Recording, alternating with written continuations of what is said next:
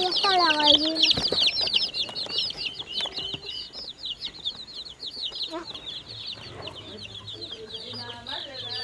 Ya está reponiendo. Bueno, pero no tanto.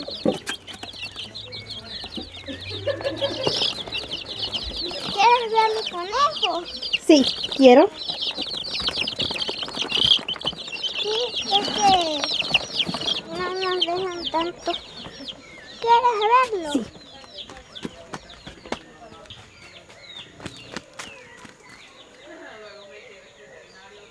Sí, lo como. No, ya cerré. Oye, ¿y Doro ya? ¿Qué dijeron yo? Ya se fueron y cuentan conmigo. Le digo, tu papá pensó que iban a tardar más. Ajá, que ya estaban cansados ya y después de dar tantas vueltas.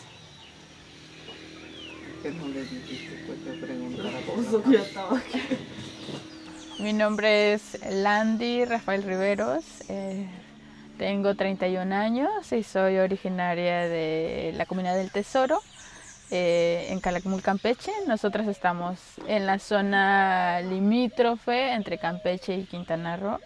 Y bueno, yo soy nieta de campesinos que emigraron de Hidalgo y de Veracruz hacia esta zona durante la década de 1970 en busca de tierras para sus hijos e hijas. ¿Viene o no? Ya íbamos a ir. Íbamos a ir porque A eso le decía que allá en la Chigua. somos campesinos. Digo somos porque durante toda nuestra vida nosotros nos dedicamos al cultivo de la tierra, ¿no? Milpa, frijol, chigua y chile jalapeño para vender durante nuestra época de educación básica, era nuestro trabajo. Si iban a salir, si lo íbamos a encontrar. Sí. Bueno, yo creo que aquí tu hija te va a entrevistar. Pues sí. Pues muchos se vinieron de otros estados buscando terrenos. Ya ves que en otros estados está difícil conseguir un pedazo de tierra. Y otros se venían, creo, por las zafras del ingenio a cortar caña y ya les platicaban que por acá había terreno y querían seguir buscar un pedazo y también se quedaban. Los mayores le dicen a nosotros, nos decían pues hace años, en los 80, colonos, porque vinimos a colonizar. Así escuchaba yo que los mayores así decían, colonos. 1000 años vivieron los mayas, ¿no? En esa zona, en toda esta zona era pues zona de mayas. Y después la selva creció y era pues selva solamente, ¿no? Y con la construcción de los estados nacionales, pues esto, ¿no? Llegó el siglo pasado y había que poner la frontera, delimitar la frontera agrícola y delimitar los límites estatales. Entonces, ¿cómo en ese marco es que llegan, ¿no? Las familias acá? Algunas de manera como espontánea porque escucharon que acá había tierras, otras hay ejidos que fueron planeados de parte del Estado. No es que son comunidades o espacios de reciente colonización.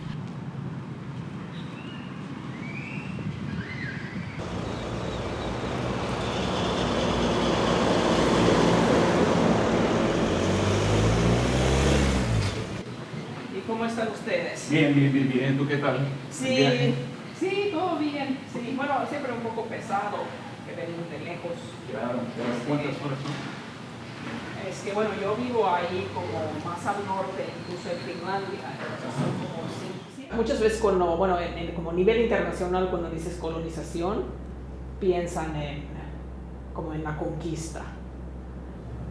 Quizás más que a veces justamente como aquí se utiliza como el avance de la población o generar como nuevos asentamientos, ¿no? Entonces no sé si en términos generales como el concepto de colonización. Políticas públicas que lo que hacen es llevar población de un lado a otro lado supuestamente vacío. Esa es, digamos, la idea general del término de colonización. Entonces es poblar donde no había gente.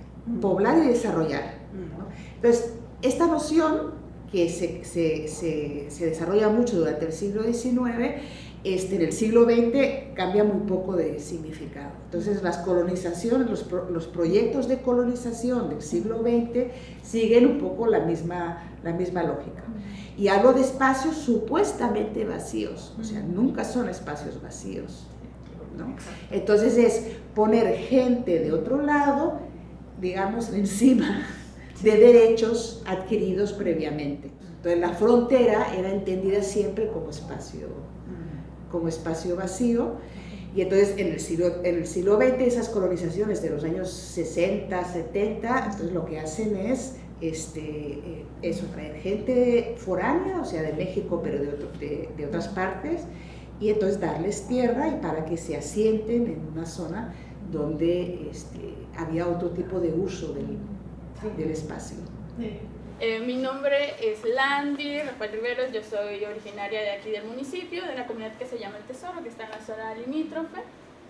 Y bueno, esta fue mi investigación de maestría que realicé en el Colegio de la Frontera Sur. Mis papás siempre nos inculcaron a mis hermanas y a mí sobre cómo la educación es como básicamente la única vía para que ustedes puedan pues tener mayor oportunidades, ¿no? de decidir sobre su vida, sobre todo porque nosotras somos puras mujeres, ¿no?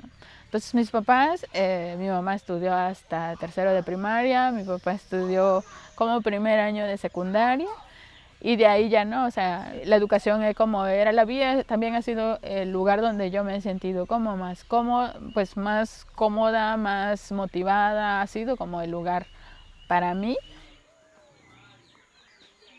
Cuando me dijeron, plantea el tema de investigación, como que lo que pensé fue cuestiones de educación, porque es como algo que a mí me da mucho sentido, ¿no? Porque a pesar como de que hoy no es como garantice una movilidad social y demás, para mí sigue siendo un campo de posibilidades, ¿no? Pues por eso planteé mi proyecto de la investigación en la maestría relacionada a por qué las mujeres indígenas, como de la zona donde yo vivo, interrumpen sus estudios, ¿no? ¿Qué es lo que hacía la diferencia entre que en Calakmul solamente el 4.6% tiene educación superior, ¿no? Entonces como que empecé a hacer esa investigación y eso junto con un momento que también de momento me empecé a involucrar en relación a los derechos de las mujeres indígenas, a relacionarme y contactarme y aliarme con otras mujeres de Campeche que son mayas o choles. ¿Cómo es que llegaste a estudiar agronomía? Agronomía, porque pues mis papás siempre han sido de campo, ¿no? O sea, se han dedicado al campo siempre y pues digo, pues voy a estudiar algo para ayudar a ellos, ¿no? De cómo controlar plagas y demás, porque viene uno con esa idea, ¿no? De cómo controlas plagas, cómo tienes más producción, en fin. Y entonces agarré, ¿no? Me metí a estudiar eso. Pero después descubrí, ¿no? Que la agroecología, pues, o sea, sí cultivas también, pero te cuidas tú y cuidas el medio ambiente, comes saludable. Entonces no solamente ves por tu bienestar, sino por el bienestar de todos, del ecosistema, del planeta también al final de cuentas, ¿no? Vamos a decir que está mucho el tema del maya, ¿no? Que se habla mucho acá en la península de Yucatán. Entonces, Calakmul mayormente se pensaba, ¿no? Que había muchos mayas por acá. En realidad, la lengua chol es una variante, ¿no? del maya. Entonces, pues como que visibilizar un poco eso, ¿no? Que Calakmul mayormente es chol. De las 80 y tantas comunidades que hay, la mayoría son de esta lengua indígena. Entonces nos hacíamos llamar las tres voces, las tres voces de Calakmul. Entonces hacíamos ahí un programita de radio de repente, ¿no? Entonces para como que dar a conocer un poquito el tema de la cultura chol, ¿no? De Calakmul. En México la educación básica hay educación básica bilingüe que le llaman o indígena, ¿no? Y en esta educación las personas, los estudiantes tienen derecho a recibir educación en su lengua materna. Sin embargo, en Calakmul, como en muchas partes de México, no se garantiza ese derecho, ¿no? Entras a la escuela y automáticamente hablas español, ¿no? Entonces, eso es violencia institucional. O sea, a los niños que tienen derecho a aprender en su lengua se les niega ese derecho. Mis abuelos, mi abuela y mi abuelo maternos, ellos siempre me hablaban de su tierra, ¿no? Y siempre era su tierra, y su tierra, y su tierra, y a veces la iban a visitar, ¿no? Que es Hidalgo. Ellos siempre me decían que sus papás y demás hablaban mexicano, que es náhuatl, ¿no? Y me platicaban del temazcal y de como de todas sus historias. Y cuando yo he salido, o salí durante mi niñez y adolescencia, como a otros espacios, siempre era como, aparte aquí estudiamos en una escuela indígena, ¿no? Sin embargo, era como preguntaban, ¿hablas alguna lengua, no? Entonces eso a mí me conflictuaba siempre, ¿no? Porque en la ciudad era leída como una mujer indígena, ¿no? Pero yo aquí no era como que eres, ¿no? Sí, sí lo eres.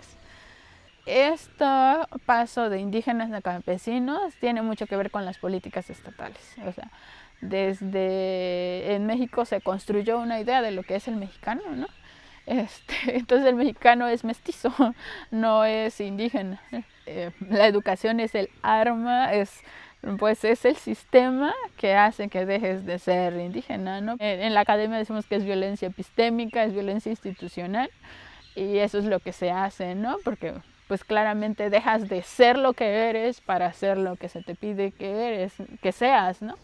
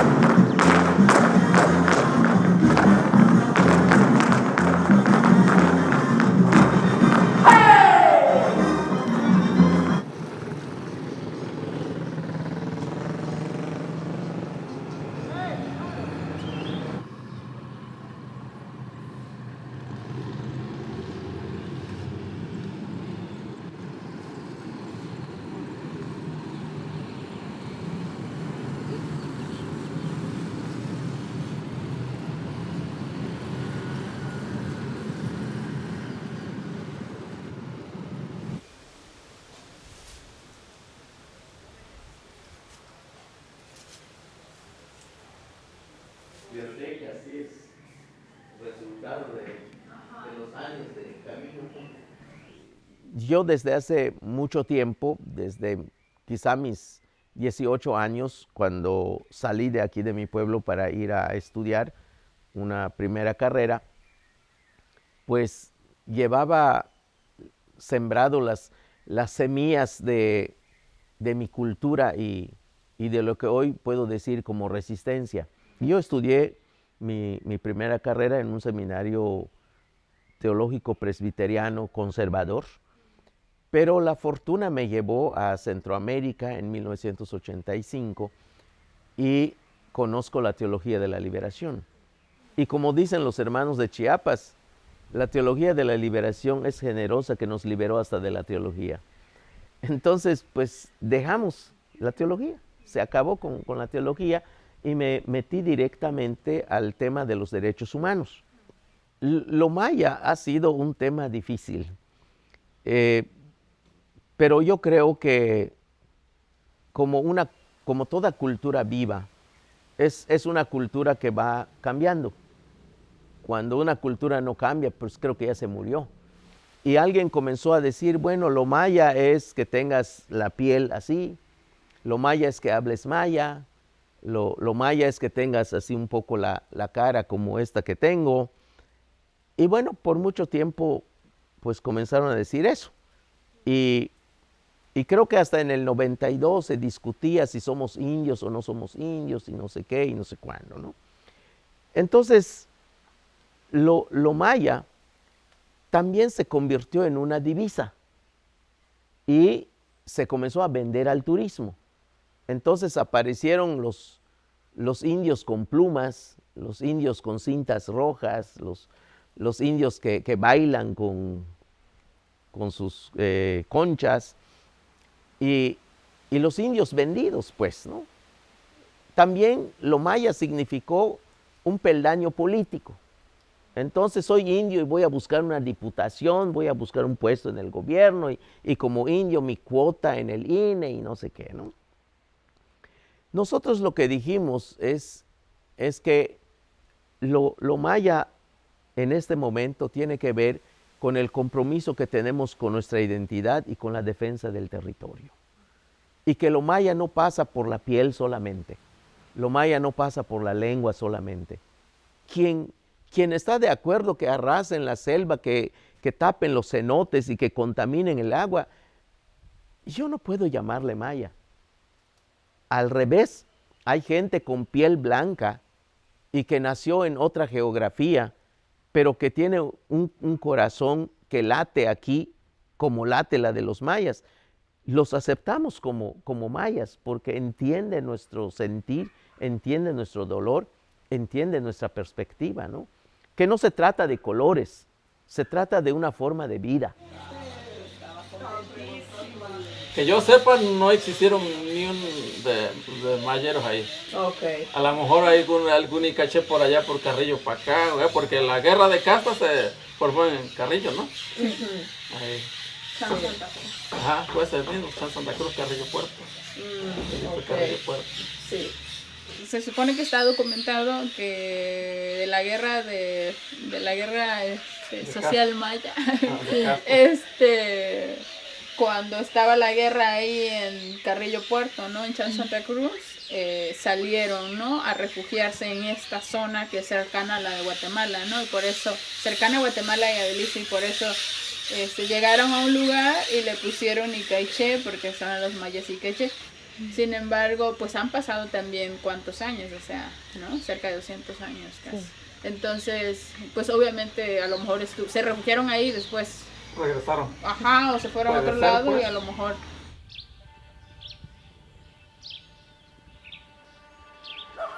La llamada guerra de castas es igual una lucha que hicieron nuestros abuelos en toda la península de Yucatán, en la que se planteaba la liberación de las comunidades que estaban totalmente sojuzgadas por la iglesia, por el gobierno, y bueno, fue una crisis muy importante, una crisis social muy importante en el contexto en donde los blancos desesperados rompen relaciones con la Ciudad de México, se declara independiente la península de Yucatán y se trata de ofrecerlo en venta a los Estados Unidos y a los ingleses también. Pero bueno, en todo esto fracasó y bueno, perdimos esa batalla también, pero creemos que no la guerra.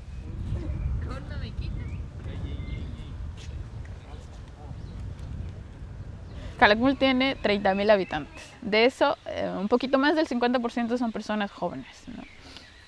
Sobre todo como en esta edad de los 15 a los 25 años. Esa es como la población más grande acá.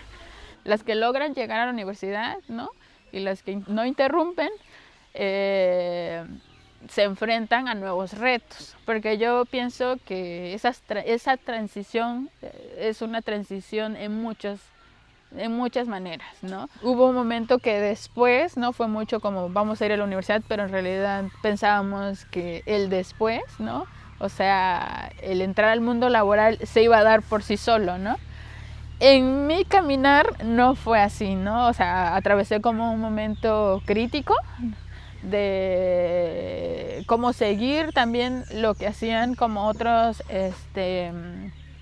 jóvenes, ¿no? Que egresaron de la universidad o también desde media superior, que es irse a la Riviera Maya a trabajar en busca de un trabajo porque allá hay mejores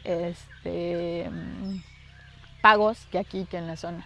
Lo hice, pero no fue a un lugar donde yo me sentí cómoda, o sea, no me sentí motivada ni nada. en los 90, principios hasta el 2010, yo podría decirle, de aquí de mi comunidad, la mayoría de los jóvenes, mayormente los hombres, ¿no? Porque las mujeres como que se quedaban más acá, es como me voy a ir a Estados Unidos. En ese tiempo era mucho más fácil ir a Estados Unidos, había menos restricciones.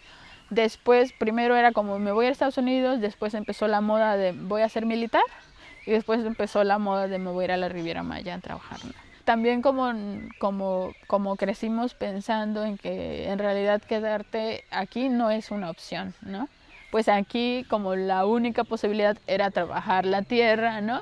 Y entonces es como, pues si a mis papás como ha sido difícil, ¿no? Para mí iba a ser también difícil, entonces uno pues se supone que va intentando pues mejorar como todo esto, ¿no?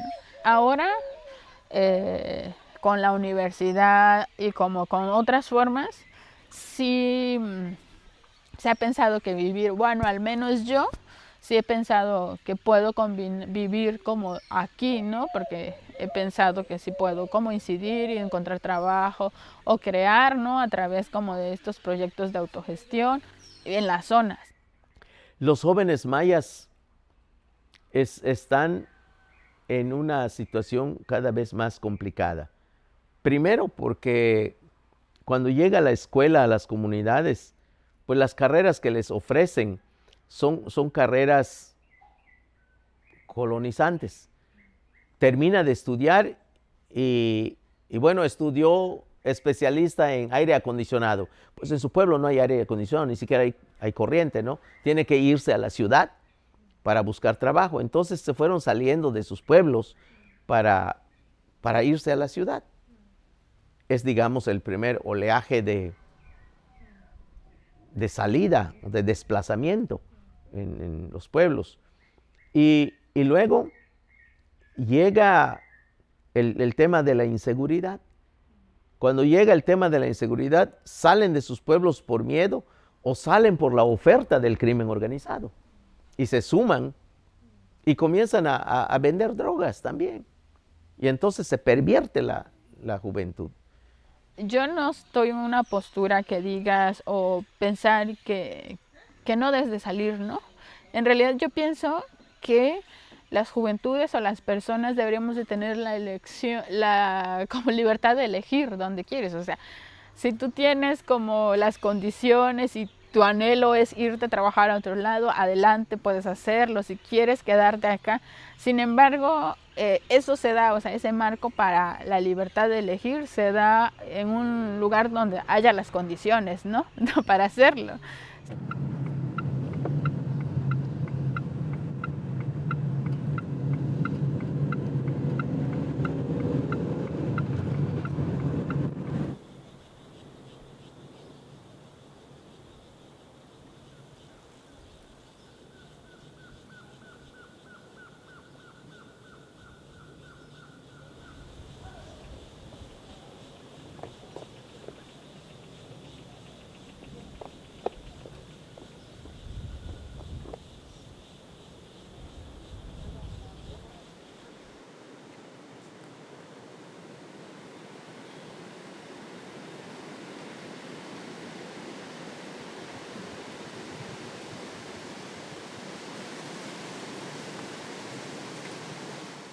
Para empezar, mi nombre es Enrique, habitante de aquí de la localidad de Becán.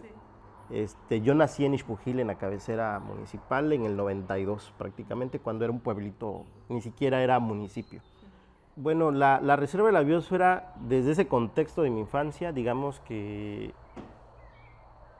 desde una perspectiva no lo había dimensionado.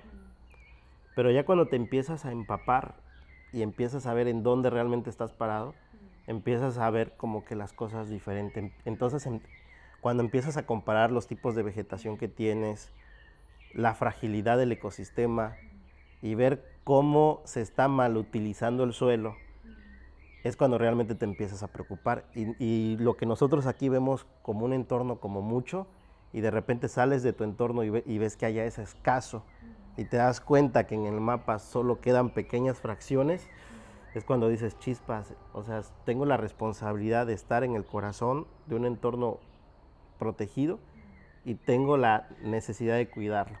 Antiguamente, imagínense, había una reserva de costa a costa, desde el Golfo de México hasta el Mar Caribe. En los años 70, por la creación de nuestras comunidades, la deforestamos toda.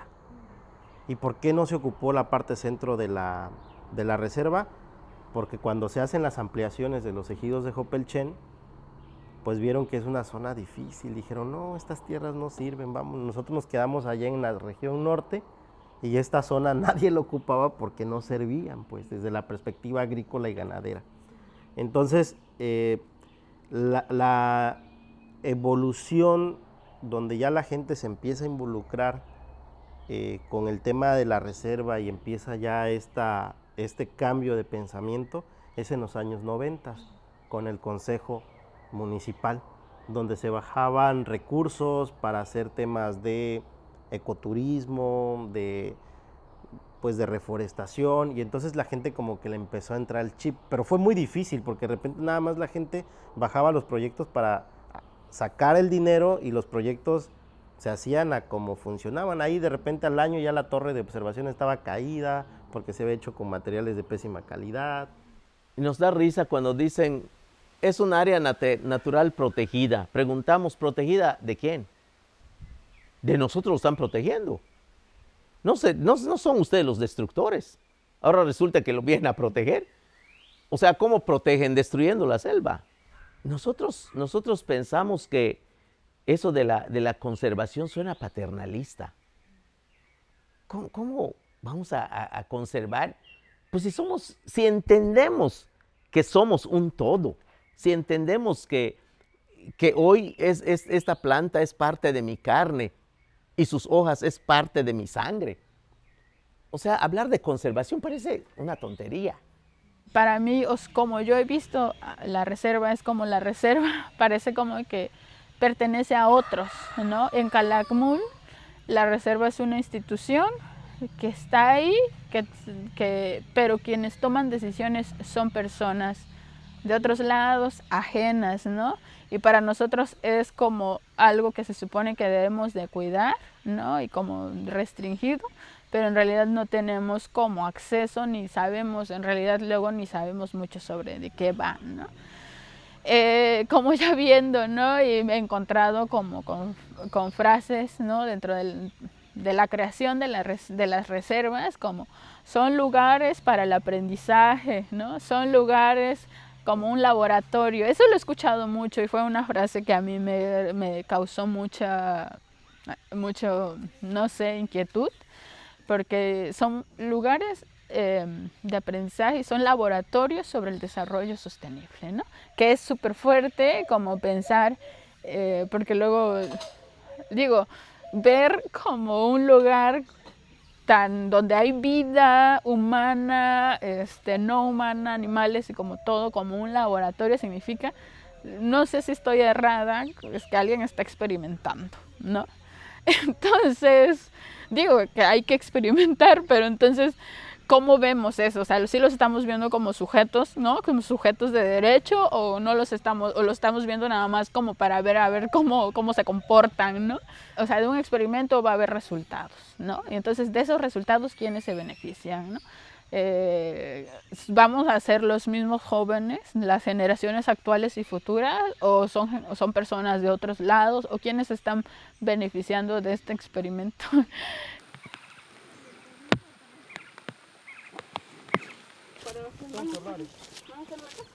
La primera vez que yo tuve como un acercamiento a la investigación, en realidad en ese momento lo supe después, ¿no? Que eso era investigación. En ese momento no sabía. Había tenido yo como 7 años, 6 años, y uno de mis tíos era delegado en ese momento, ¿no? Era la autoridad del pueblo, y llegó una antropóloga, pero también traía las personas que le ayudaban, ¿no? También lo seguía, ¿no? una de las personas que llegó seguía a cada miembro de la familia para todos lados. O sea, uno seguía a mi tío, otro seguía a mi tía, a cada uno, ¿no? Estábamos en el salón de clases, estaba ahí el investigador. Sí se volvió como, ustedes son los importantes porque los andan siguiendo, ¿no? Y nadie más de la comunidad lo es. Sí, bueno, acá fue en el primer este que está acá. Ajá. Primer quiz sacamos más. ¿Y primer? Sí hay, porque los que tienen Ahí está. No, mételo. para todo sirve el machete. Todo sirve este Todo machete, sirve. ¿sí? Para chapear, para cazar, para matar ya. A ver.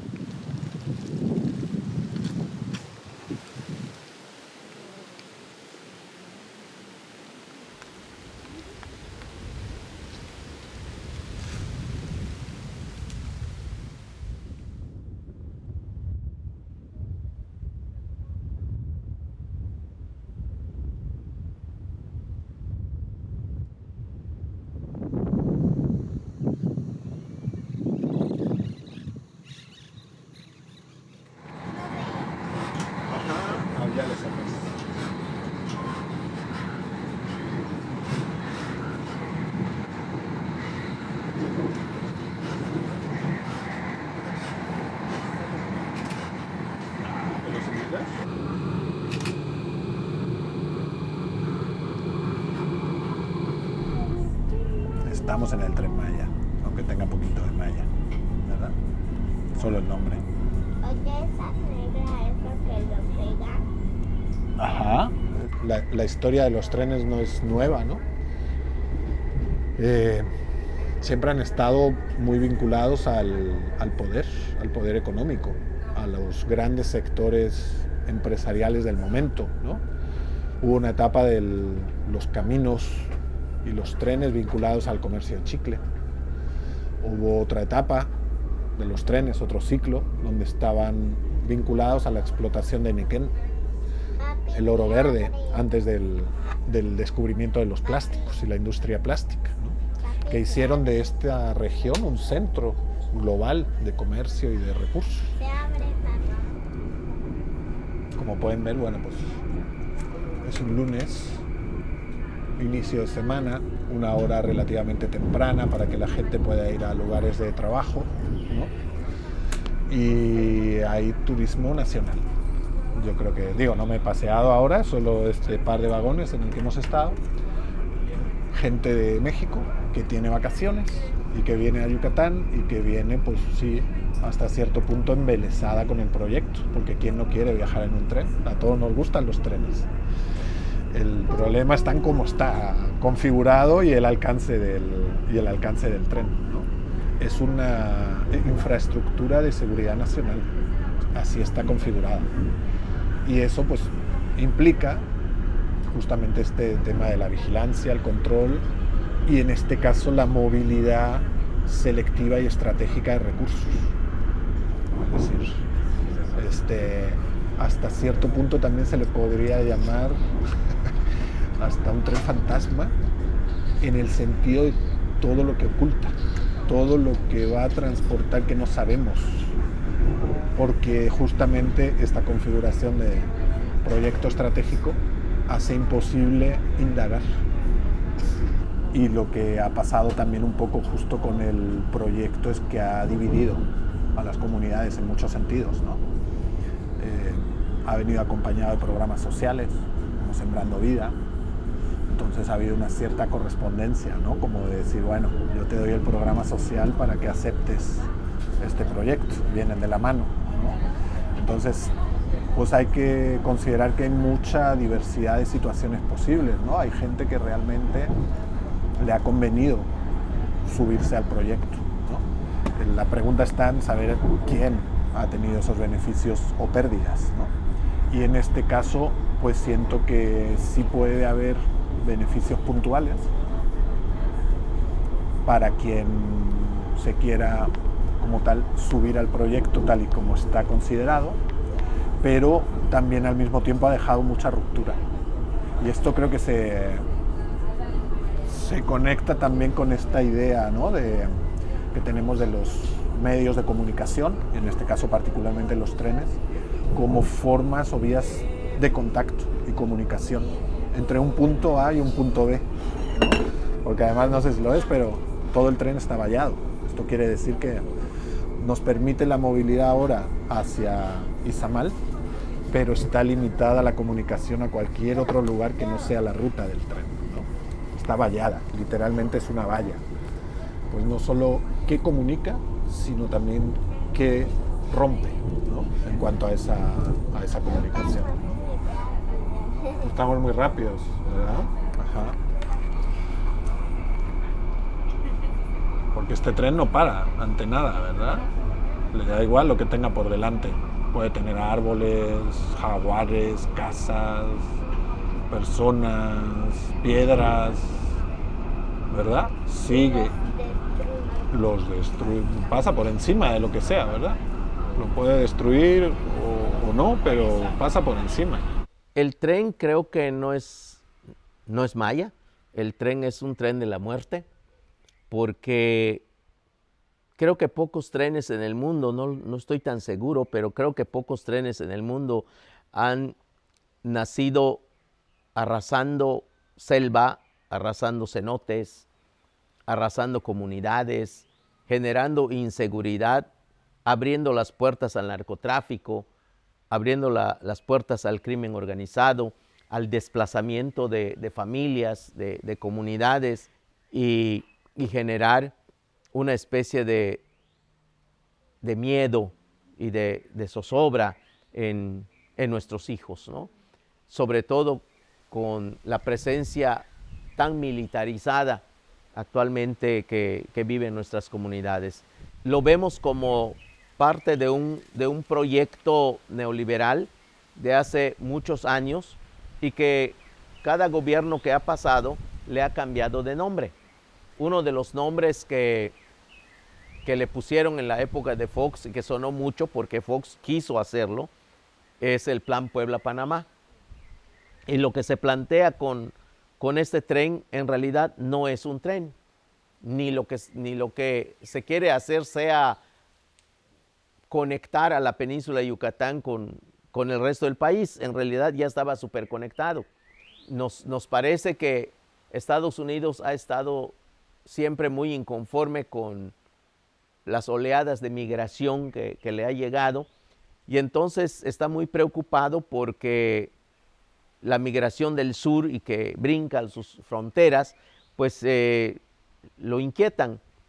Y entonces obliga al gobierno de México, o le plantea al gobierno de México, frenar esa migración.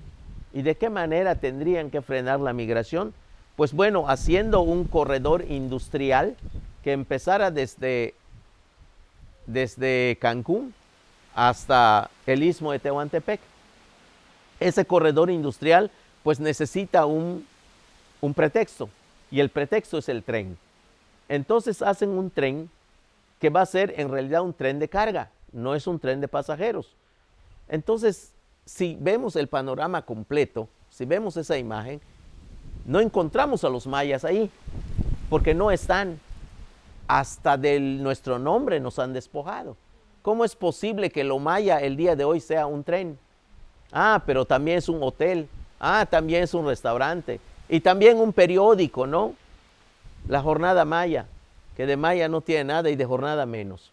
Y me parece que ese tren está aplastando nuestros cráneos y nuestros corazones en cada vuelta de sus ruedas.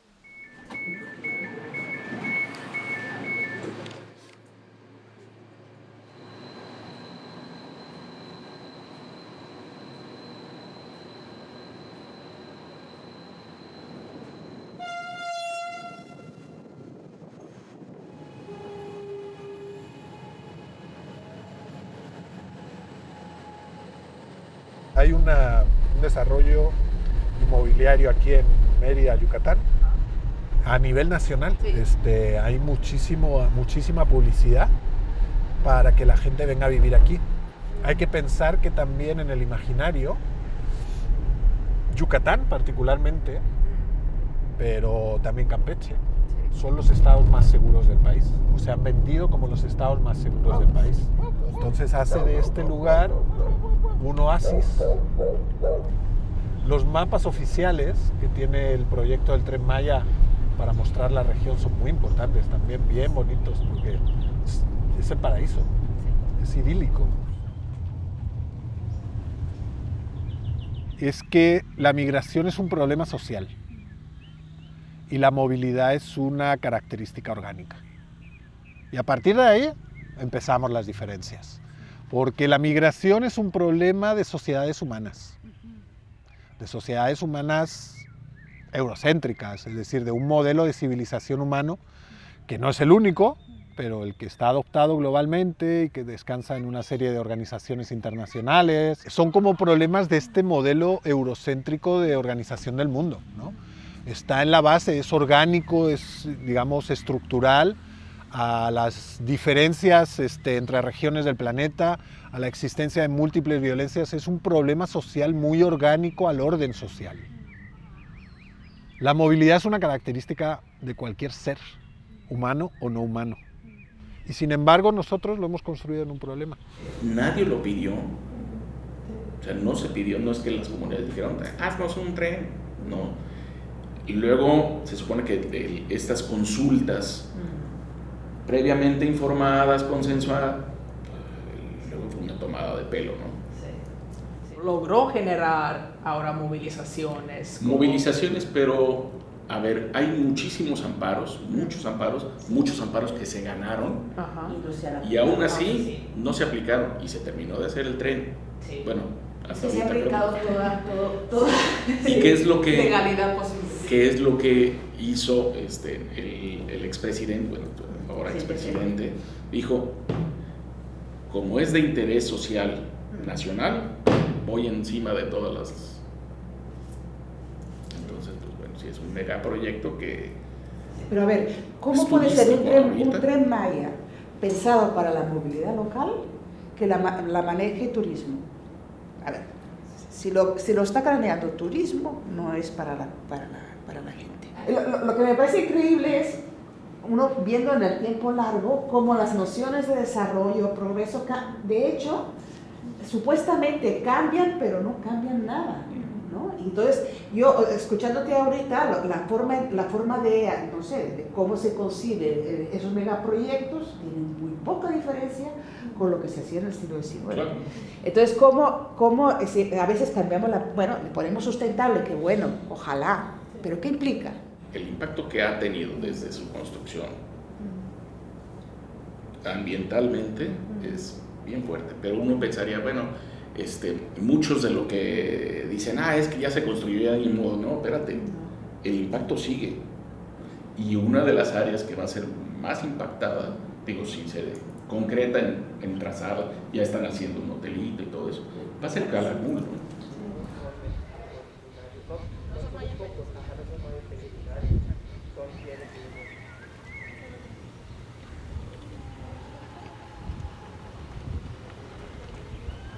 Que el gobierno decía, nosotros estamos haciendo un Tren Maya y nosotros, hay una máquina derribando selva en la reserva de la biosfera. No, eso es mentira, no. Solo se está haciendo un área porque creo que van a poner allá una estación, pero va a ser un módulo chiquito para la vigilancia de la reserva. No exageren. Oye, y ya de ahí nos metimos y vimos un derribo de 3 hectáreas, así, terrible. Y lo subimos a cadena nacional. Y entonces fue así como que, no, es solamente un área de monitoreo ambiental. Y eso decía en la semana. No, es que toda la información de lo que se está haciendo allá es de interés nacional, así que pues eso no lo podemos publicar, es tema, ¿no? Una vaca sagrada, top secret. Y luego ya nos dicen, no, siempre sí, es un hotel, fíjense. Pero no va a tener alberca, ¿eh? con todas las medidas ambientales no va a tener alberca. Ah, ok, bueno, ya nos podemos estar tranquilos. Sí, no va a tener alberca. Y eso lo dijeron en una mañanera. Y ya luego, que siempre sí, fíjate que los turistas necesitan alberca. Perdimos esa fe en las instituciones. Antes nosotros teníamos a la CONAM, acá a la Semarnat, a la Profepa, y lo veíamos como aliados.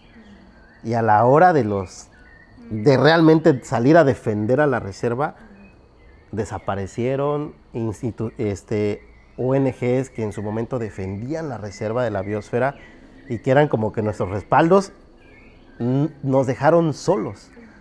Y de repente quedamos muy expuestos los que sí salimos a defender la reserva. A mi licencia de guía de México me dicen, oye Enrique, para tu renovación necesito que pidas una baja de tu licencia. Qué raro, nunca me han pedido eso. No, pero es obligado. Y la pido y me cancelan mi licencia de guía. Hasta ese nivel de persecución. Entonces sí quedamos muy expuestos, muy vulnerables. En el 89, cuando se creó la reserva, dentro de la reserva habían comunidades, ¿no? Habían personas viviendo, personas campesinas, indígenas, y para la creación de la reserva, estas comunidades las sacaron, ¿no? O sea, las desplazaron de la reserva y las reubicaron en otro lugar. Ahora sí están permitiendo la construcción de un lugar en el que lleguen personas, pero estas personas, obviamente, los indígenas campesinos no tenemos como el recurso para pagar una noche en este hotel, ¿no? O sea, ¿para quién están pensadas este hotel, ¿no? El turismo en Calakmul, de manera general, es de bajo impacto, o sea, no es el turismo masificado. Desde que se aperturan los sitios arqueológicos como Calakmul en el 97, Becán, Chicaná, nunca representó una economía fuerte, es una economía complementaria. Pero entonces luego llega alguien de afuera y dice, oye, qué desperdicio. Aquí podrían llegar muchos visitantes, necesitamos un estacionamiento grande que se vea, porque antes estacionábamos los coches bajo los árboles. No, eso no puede ser, eso está mal. Y necesitamos acá más gente, porque eso es turismo. Desde esa perspectiva. Ahora, haciendo un análisis más en la derrama económica, una persona que viene en pareja o que vienen en grupos pequeños, contrata un guía y normalmente son personas que sí conocen y quieren conocer la región. Se hospedan en algún hotel de Xpujil, la mayoría pues dice, oye, no solamente quiero comer del restaurante, voy a comprar un poquito de fruta, agua, vamos a ver cómo está esta comida de aquí, me llama la atención, mañana vamos al otro y vamos probando. Y entonces empieza a haber esa diversidad económica en la zona. Turismo masivo, ¿cómo funciona? Ahora los he atendido. Llega un grupo de 30 personas, no te quieren pagar más que un solo guía, que ya vienen en autobús, se paran en el kilómetro 0, contratan unas vans y entran a Calakmul, le damos el recorrido, se suben a la van, traen la comida desde Campeche en Box Lunch y los llevan así hasta Bacalar. Pero el gobierno que decía, no, si yo veo más turistas va a haber más beneficio y con el Tren Maya eso va a pasar.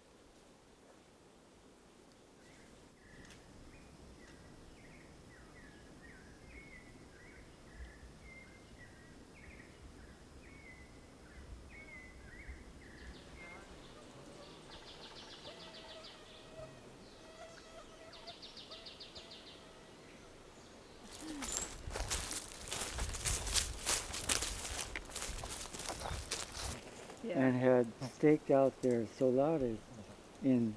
That's why we're going to find things like, but to have one this size is a good indicator of the maturity of the health of this forest.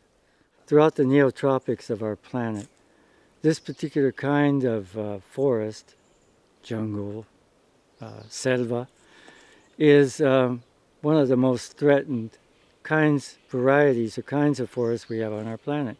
Why? Because people live in them and around them. Now, maybe it's not, the trees aren't huge, but we have some of the most valuable hardwoods in the region, in this part of the world. Many of them have already been removed by the colonial operations here on the peninsula. Jaguars are out on the coast. They're fortunately still out here and reproducing, even at the Moon Palace on the Riviera Maya. I mean, in their holdings, we've seen and captured on cameras jaguar cubs. Okay, so fortunately they're still reproducing, but for any species to survive, that means we need to keep the gene pool alive and mixed. You know, the thing about kissing cousins, right? You don't want to keep them, they discourage that. Then we need to allow the jaguars passage, safe passage, across greater distances. Therefore, we need corridors, north to south corridors along the peninsula. Or an east to west would be very nice, but we have a Tren Maya that is an obvious obstacle. So, you know, we talk about the state reserve here. You can see it across the Puk. This is the escarpment. This is Oshkuskab, Tikul, okay. Yeah. Tekash, okay? And the pink spot? The pink spot in the middle is us. So you can see the amorphous shape of the state reserve and where we are located in the heart. Let's call it the heart.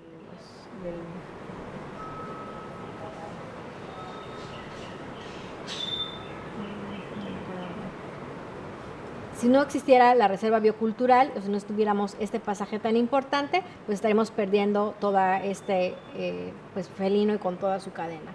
Pues mucho gusto, yo soy Minette Medina. La región Puk, como nosotros le llamamos, está asentada en un territorio maya de manejo de paisaje de más de 3.500 años, donde pues ha desarrollado la cultura. Tenemos el principal centro ceremonial y arquitectónico, que es Uxmal, ahí en la región, y se va extendiendo hacia el sur, entre Oshkuskab, Santa Elena, Tekash, ¿no? La región también tiene una posición muy estratégica, sumando a todo el corredor selva maya, porque en este caso la reserva del Puk, ubicada justamente en el centro de la península, suma a Campeche y Quintana Roo. Pero es hasta 2010 cuando se hace como el compromiso, ¿no? de decreto. Todo ese 2005 a 2010 se hacen talleres distintos con las comunidades, validando, preguntando la opinión también de que si era viable la conservación de esa manera. Sin embargo, yo creo que no fue suficiente pensando en la consulta adecuada, ¿no? Se les preguntó qué opinaban de la conservación, el concepto biocultural, pero nunca fue como informado, ¿no? Así de, bueno, y ahora vas a hacer reserva, ¿no? Cuando la Junta Intermunicipal tiene las primeras participaciones en territorio hasta 2015, nos encontramos todavía con que algunas localidades dentro de la reserva no sabían que estaban en la reserva, ¿no? Entonces ha sido tarea de la Junta, a partir de que empezamos actividades en 2015, pues de poder colaborar con todas las localidades dentro, casi a veces, en algunos casos, informarles que estaban en la reserva, o por qué era importante, o en qué les iba a servir, ¿no? Incluso que estuvieran en una poligonal, ¿no? ¿Qué significaba estar en la reserva biocultural? Algunos para bien, a lo mejor habrá personas o comunidades que todavía digan, ay, o sea, no quiero estar, o porque me limitan en mi uso de recursos, tengo que pedir una autorización, o por qué la reserva tiene que decidir si hago o no hago tal cosa. I'm standing in front of a symbol, a metaphor for life. Indeed, many call it the tree of life. Metaphorically, among the ancient Maya, ideologically and spiritually, the tree was an axis mundi. It communicated the underworld, the inframundo, with the world we live in, with the outer cosmos.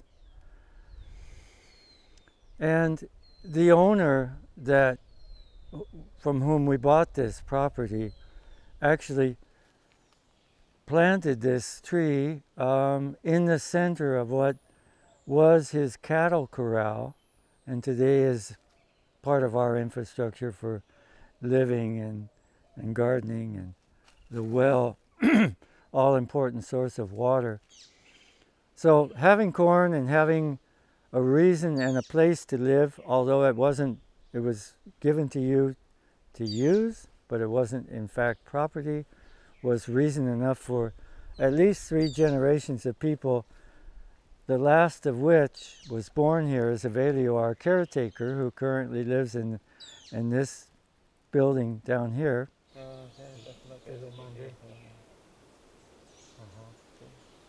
Aquí como mi padre gusta cacería de venados, entonces salimos con él, y cuando que te enseñó plantas, cuál medicinas, cuál árboles para servir las casas, entonces es lo que aprendimos. Y las especies de los árboles que conoció, como 575 especies conoció este lugar acá, y yo los sabe maya, sus nombres de árboles, de hierbas y bejucos, y son todos eso es lo que conoció. Entonces, como que mi hijo ya terminó estudio de army, entonces que él lo que sabía nombres de científicos, entonces, pero yo sabía nombres de maya. Así es. Sí. Colitis. Entonces que se corta con un machete para que la corteza. Se pone en un vaso de agua, pero no sancochar, nada más fresco. Se pone un vaso de agua y toma. Okay. ¿Y cómo se llama en maya? El quiche. Quiche porque la resina como sangre, igual como sangre. Así es. Es medicina como eso. Es lo que utilizamos para que presente un dolor de barriga. ¿Sí? Entonces, es lo que... Tampoco una vez que utilizó el patrón, se llama Spuki, que sentó un diarrea, sí, tomó Sí, listo. Sí, excelente. Rápido se pasa dolor. Sí. Sí funciona, medicina que cura. Todos lo van a resolver a buscar en la clínica.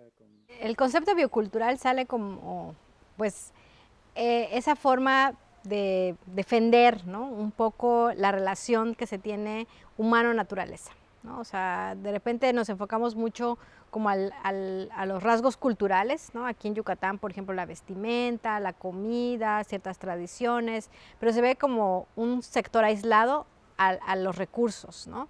Y ya no solamente es la milpa o no solamente la domesticación del maíz, sino es la relación en general, ¿no?, de cómo nos entendemos hacia futuro con los recursos naturales o la relación humano-naturaleza.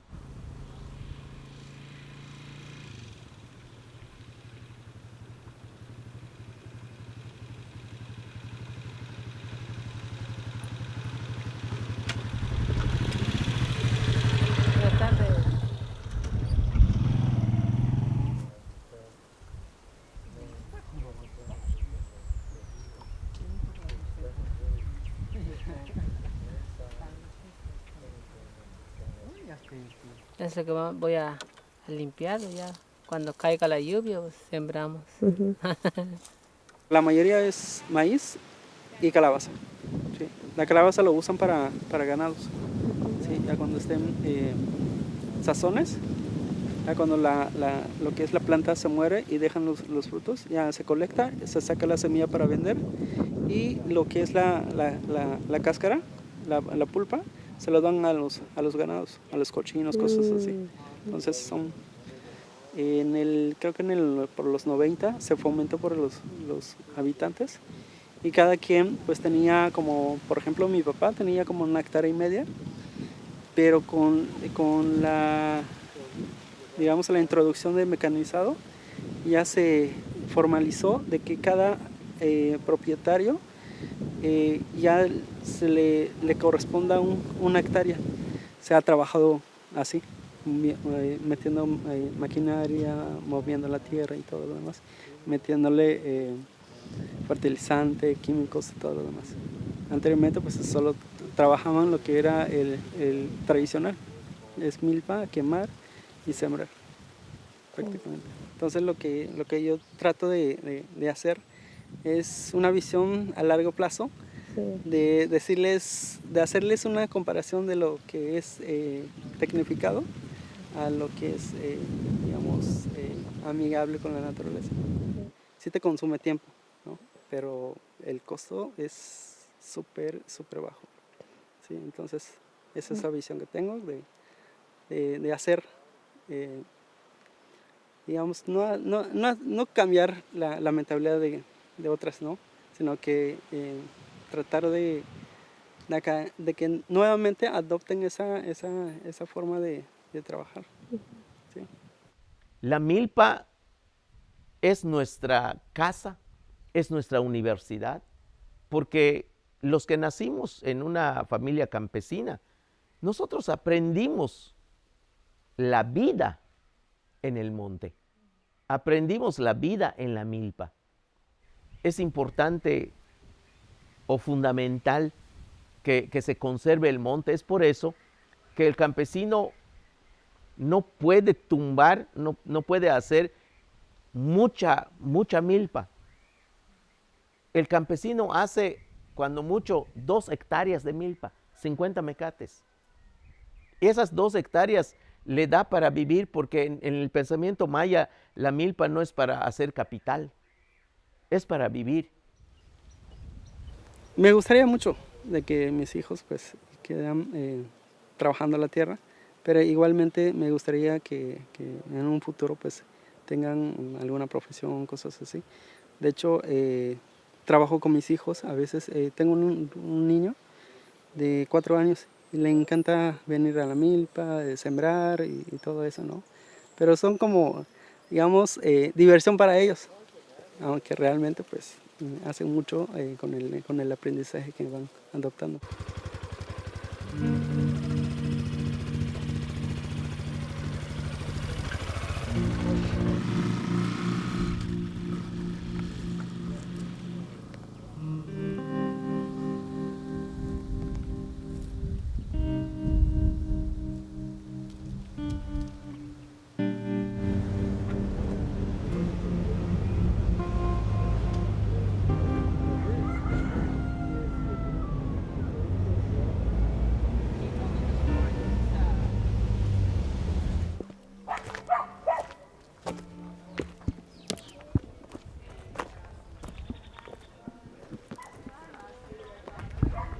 So the hunting the hound dog is what hunters use to rake the forest with. Yeah.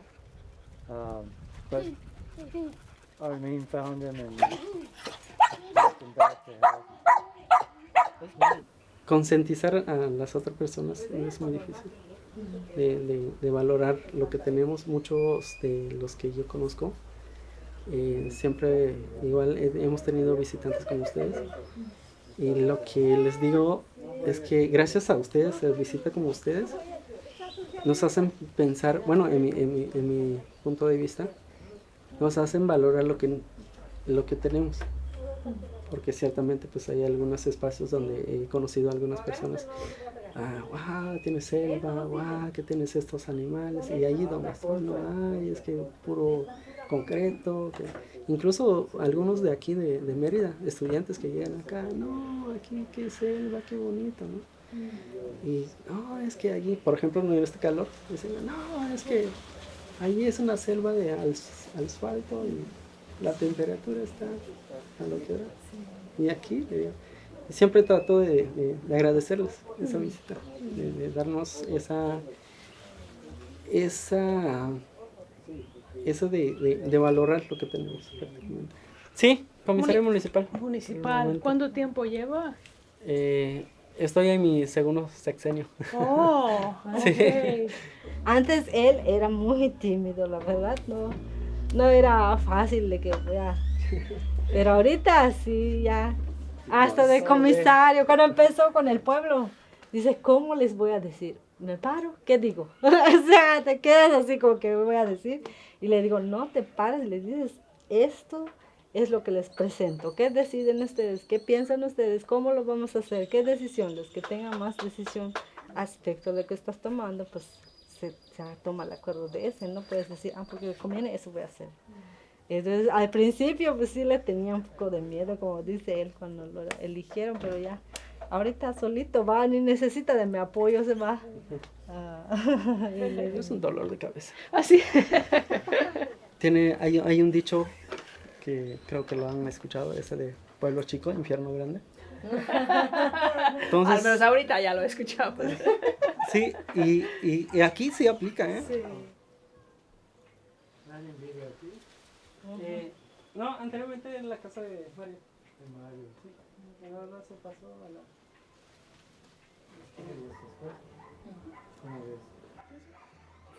Today this came out of the earth. Today, so you're seeing it come out of here. Right? So how do you feel? I feel pretty good. Yeah. Still in shock a little bit. How beautiful is that? And we found it in this vessel. Yeah.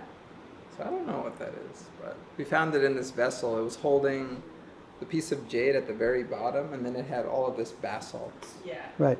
And so the basalt came from probably the Tuxtlas in Veracruz. Yeah. So this shows that 500 BC, these communities were in long-distance trade with communities hundreds and hundreds of miles away. Yeah. And what's cool is that they were successful here, as we talked about earlier, for at least 2,000 years. And so this was a very good relationship between the ecosystems and the Maya people, and persisted up until the collapse around 1000. And so it raises questions about the Maya people today, what they're doing, how they're living, our relationship to the land. We're very interested in studying that sort of stuff, right? So it's really bioculturalism. Yes. But can I ask you then, what happens with this when you make these findings and objects? Well, we work for the Mexican government, really. Yeah. So sometimes they come in and they'll ask for them for a museum or something Yes. like that. Okay. But we study them as much as we want. This Yeah. also was unearthed beautiful. today. We Yeah, believe so we have the full look at the vessel. back. Yeah. So when we bring stuff in, the sexy stuff is Yeah. studied and stayed here, and then eventually goes over into the bodega. Okay. But it's all marked, and if you said, oh, George, I wanted to look at the offerings from 2010, we could go pull those out for you, but we're not looking at them right now.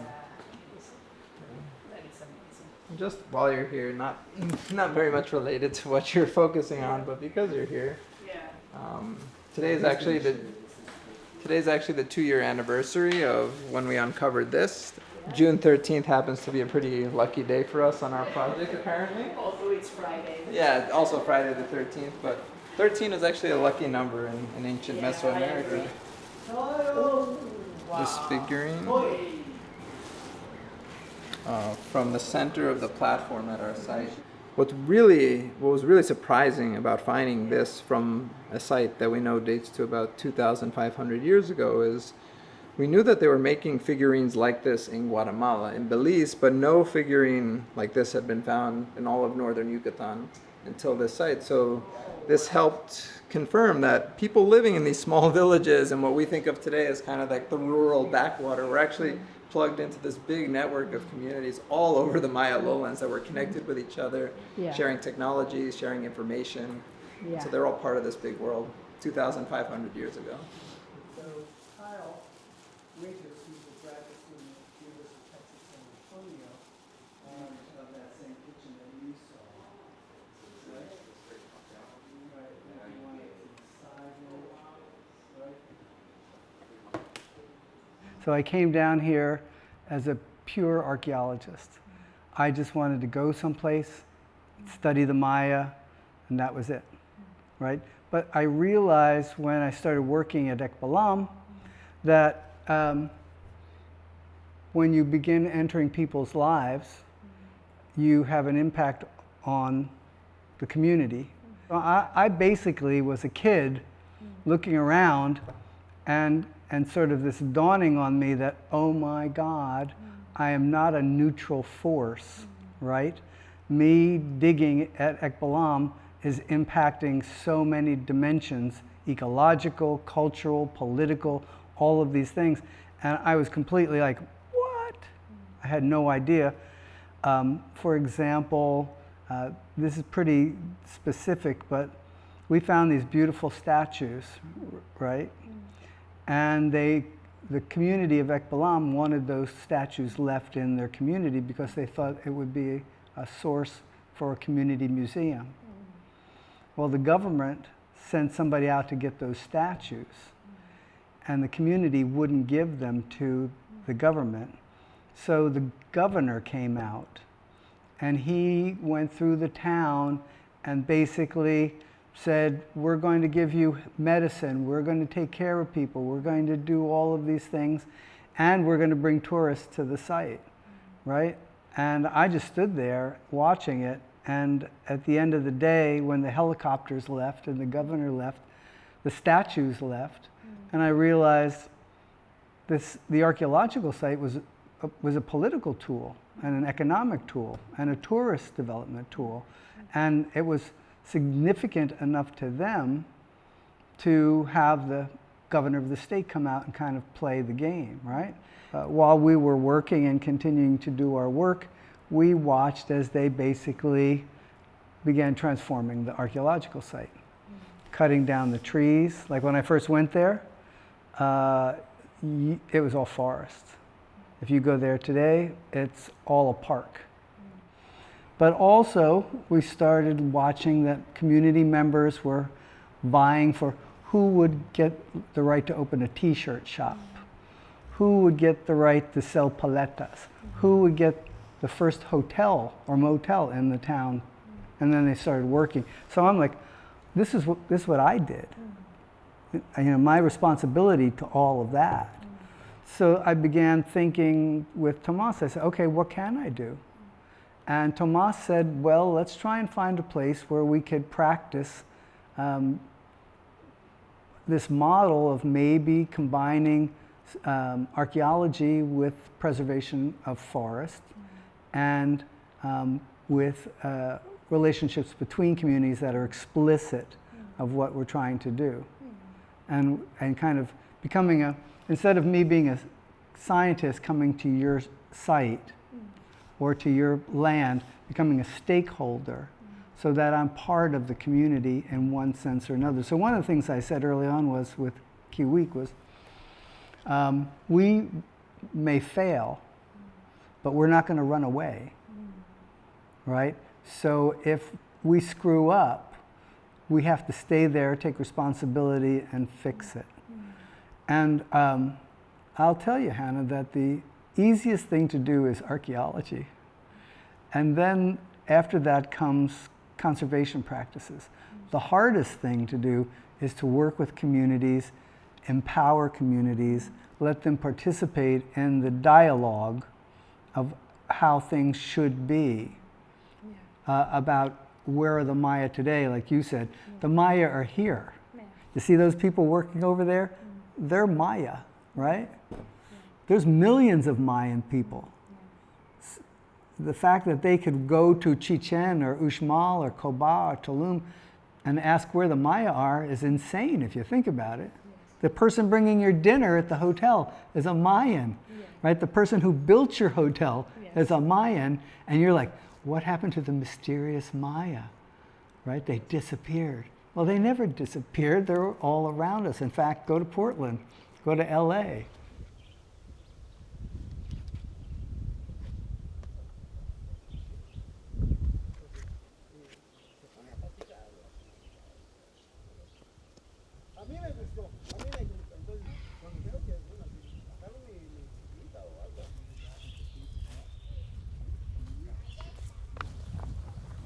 Ok, amigas, este es el Sacbé, 8 metros de ancho, 100 kilómetros acá a Coba. Camino blanco directo a Coba. Entonces, si se dan cuenta, está bien orientado donde sale el sol, donde sale la luna. Entonces, para que ellos salieran para el comercio, para que entran otras ciudades para el comercio. Acá entró Uxmal, Mayapán, Calakmul y Guatemala, 4 culturas, 4 razas, entraron a hacer comercio con esta raza acá. Guatemala trabajaba. Uxmal, Mayapán, Calakmul, cerámicas, platos y vasijas. También tuvo que ver el centro de México, Teotihuacán. ¿Por qué? Porque aquí encontramos obsidiana. Esas piedras vienen del centro de México. En aquellos años estas piedras estaban cubiertas con piedra caliza, hasta blanco. Entonces ahorita pues 4.000 años y más, ya se deterioró todo. Pero sí, cuando las autoridades caminaron con un arqueólogo, les llevó 15 días acá a Coba, solo caminando. No había caballo, no había nada. O sea, Ok, entonces entraban para el comercio. Ok, entonces en Tiuzuco hay un basamento o un guardia. Cuando cruzan la gente con su cargamento, su cosecha, le dice, antes que llegues en Yaxuna te vas a purificar, porque si no te purificas no te dejan pasar. Entonces búscate una piedrita, lo tomas en tu mano, entonces cuando entres en Yaxuna hay una pilita, allí te vas a purificar, es ese. Ok, entonces la piedrita lo trae en la mano, después deja su cosecha y baja a purificarse de esta manera. La piedra que trajo lo remoja con el agua que había acá. Topaba su rodilla 9 veces, 9 veces se vuelve a remojar y 9 veces en la mollera. Ya después deja la piedrita, todo lo malo, cansancio, todo lo que trajo aquí se queda. Limpio para esta ciudad, como un bebé. Why is Sacbé an important term? Because it's a feature, it's a cultural feature, it's a built feature, it's constructed. It is a causeway that in the ancient Maya realm linked important centers for living and for ritual perhaps to each other. So centers, buildings were linked together. That's one level. Then another level is to link cities together, city-states. Understand Coba with Yaxuna, 100 kilometers long, goes right by Chichen Itza. There are symbolic ties between people and maybe another sense, but although a lot limited, where they were ways to move potentially people in greater force across the landscape. ¿Cuáles serían los caminos mayas de hoy? Bueno, de antes que evolucione el pueblo Yaxuna, había caminos pero bajo monte. Entonces solo así tierra. Pero se conectaba con otros pueblos. Por eso caminaban todo el día porque hay sombra. No hay mucho sol. ¿Todavía existen? Sí, hay partes. Por ejemplo, ese camino donde el Sacbé un poquito atrás, a una orilla, hay un camino que va así, bajo monte y todo eso. Llega en Xcoctey, un pueblo que está así. Si están viajando a rato, no sé, para ir a Valladolid, hay un entronque que es de Chancón, después de Xcalacó. Hay un entronque que va así todo derecho, la parte sur. Ahí está ese pueblo, Xcoctey. Ahí se conecta ese camino.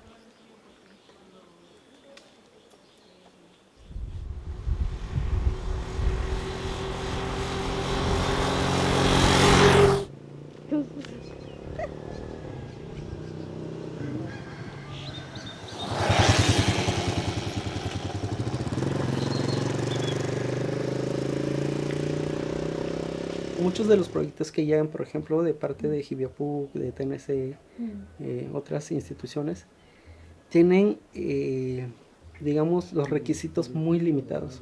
Digamos, tienes que tener un número de grupo, de integrantes del grupo, para que puedas participar en ese proyecto.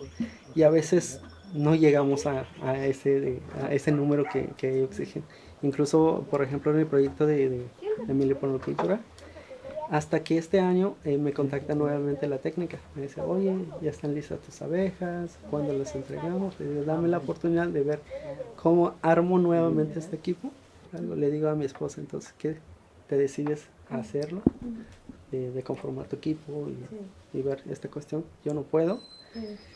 Y me dice, dame chance. Pero hay cosas también que no puedo hacer como mujer.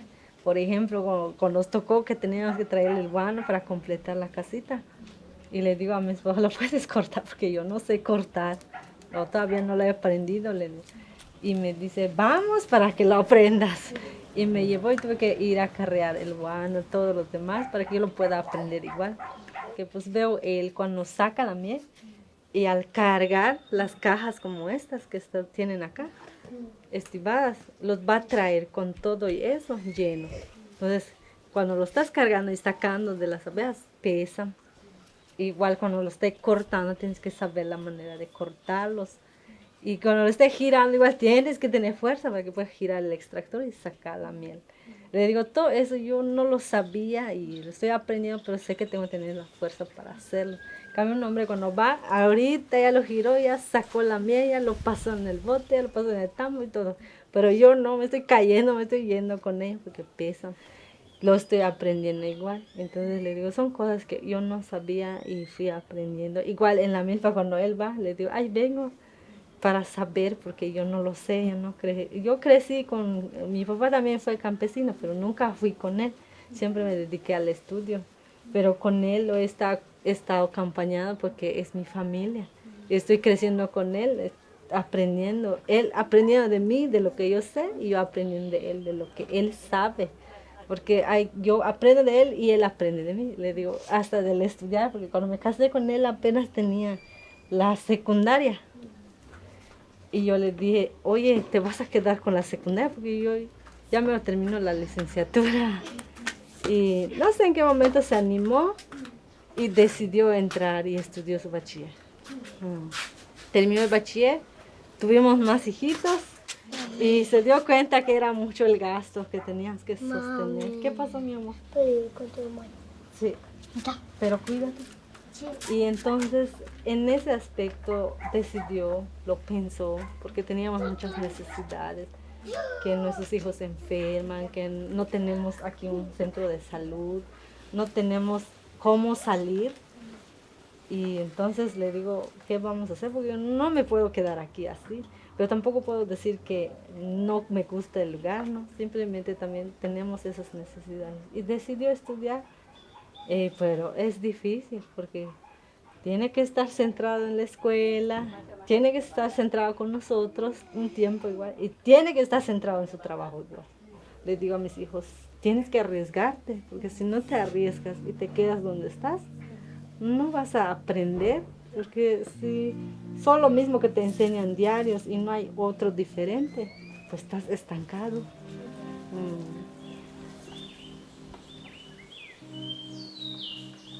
Cuando pienso luego como cómo ha cambiado el lugar donde vivo, tengo tal vez mayor acceso a otras cosas, ¿no? Tal vez puedo comprar más cosas, ¿no? O pagar más cosas. Pero la salud del lugar donde vivo sí se ha visto mermada. Y si seguimos como en esta dinámica, ¿no? Como muy consumista, muy explotativa del territorio, pues obviamente esto se va a acabar. Claro que lo que nosotras estamos aquí no solo nos corresponde a nosotros. Al final de cuentas, Calakmul o la selva, ¿no? La selva donde vivo, la que llaman selva maya, es un territorio que le incumbe pues básicamente a toda la región, ¿no? A toda la vida, porque de acá dependen como muchas otras condiciones, otras vidas en otros lugares, ¿no? O sea, no se trata como solamente de este lugar, sino de lo que implica para todos los demás.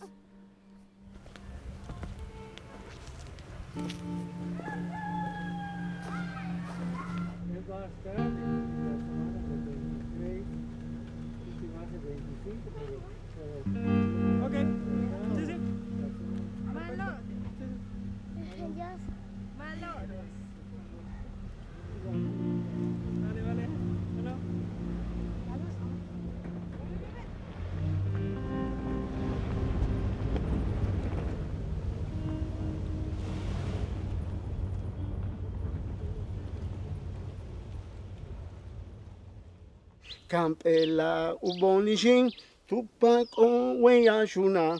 Campela ubonishin, kikpak on weyashuna. Sakshime usastakin, kanshime uchinikin. Chakshime chumukin, boshime oknakin. Jumbote hitzaitidesh, talech tunashimbate. Ulumi yetelumuli, gashkatsutskin waliktech. Kova kunagadun, usak behi yashuna. Kova kunagadun, usak behi yashuna. Jumbo tekin zaitidesh, talech tuna shimbate. Ulumi yetelumuli, hashkatzutkin waliktech. Ulumi yetelumuli, hashkatzutkin waliktech.